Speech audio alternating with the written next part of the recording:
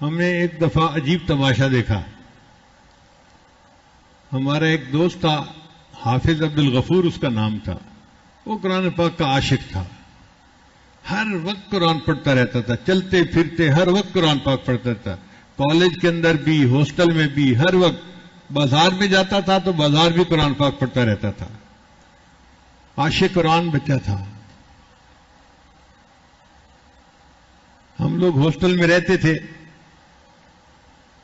تو عصر کے بعد ہاسٹل کے دروازے کے قریب گھاس لگا ہوا تھا پلاٹ میں, تو وہ حافظ صاحب وہاں بیٹھ کے قرآن پاک کی تلاوت کر رہے تھے. آنکھیں بند کر لیتے تھے, ان کو کوئی پتہ نہیں ہوتا تھا ارد گرد کیا ہو رہا ہے, وہ قرآن پڑھ رہے ہوتے تھے. اچانک ایک لڑکے نے چیخ ماری. دوسرے نے پوچھا کیا ہوا؟ کہتے وہ دیکھو سانپ. اللہ کی شان دیکھیں کہ حافظ صاحب بیٹھے قرآن پڑھ رہے ہیں اور ان کے سامنے ایک کوبرا سانپ جو ہے وہ بھی ہل رہا ہے.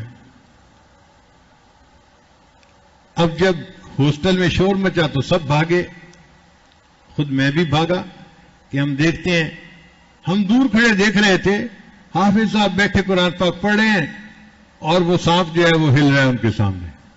لوگ آوازیں دے رہے ہیں حافظ صاحب حافظ صاحب حافظ صاحب. وہ قرآن پڑھتا جا رہا ہے, بس پڑھتا جا رہا ہے. سورہ یاسین پڑھ رہے تھے. جب اس نے سورہ یاسین کو مکمل کیا, ہمارے سامنے سانپ نیچے زمین پر بیٹھا اور چلا گیا.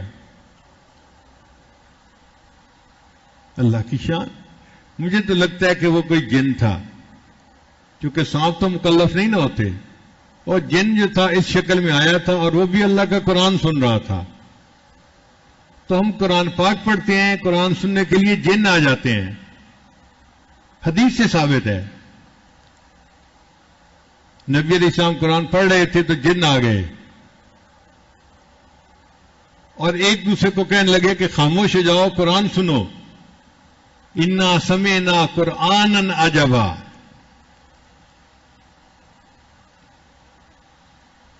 تو اللہ تعالیٰ نے ہمیں یہ نعمت دی ہے قرآن مجید کا پڑھنا.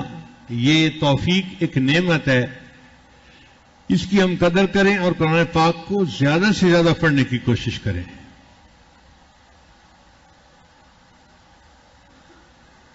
اب تو دن بھی چند رہ گئے پیچھے, اس میں ہمت کر لیجئے. اللہ تعالیٰ قرآن مجید کی برکتیں ہمیں بھی عطا فرمائے. قرآن مجید قیامت کے دن بندے کی شفاعت کرے گا, اور حدیث پاک میں آتا ہے کہ یہ جھگڑالو سفارشی ہے. جیسے جھگڑالو بچہ ہوتا ہے نا, ماں باپ سے بات منوا کے رہتا ہے, قرآن مجید اس طرح جھگڑالو سفارشی ہے. یہ قیامت کے دن بندے کی شفاعت کرے گا اور بندے کو جنت پہنچا کے رہے گا.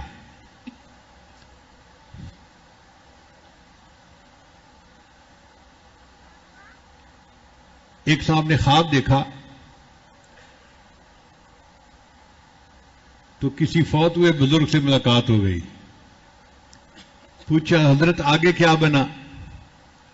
ان کا بھائی میرے اوپر اللہ کا فضل ہو گیا اور اللہ نے مجھے بخش دیا, اور میں نے اللہ تعالیٰ سے یہ پوچھا کہ یا اللہ, اگر آپ مجھ پر خصوصی انعام فرمائیں تو مجھے قبر میں قرآن مجید پڑھنے کی توفیق دے دیں. اللہ نے مجھے توفیق دے دی تو بس میں ہر وقت قرآن پاک پڑھتا ہوں, نہ تھکنا ہے نہ سونا ہے نہ کچھ ہے, ہر وقت قرآن پاک پڑھتا رہتا ہوں. اس نے کہا اچھا آپ ہر وقت پڑھتے رہتے ہیں؟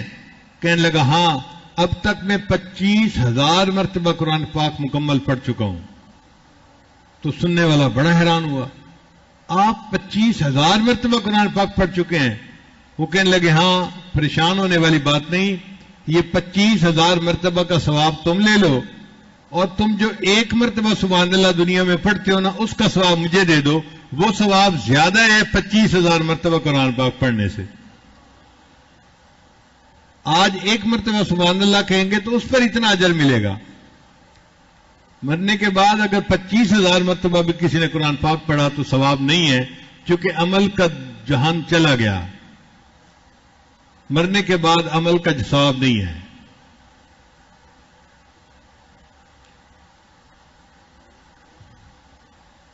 اس لیے کہتے ہیں جب تک سانس ہے تب تک چانس ہے.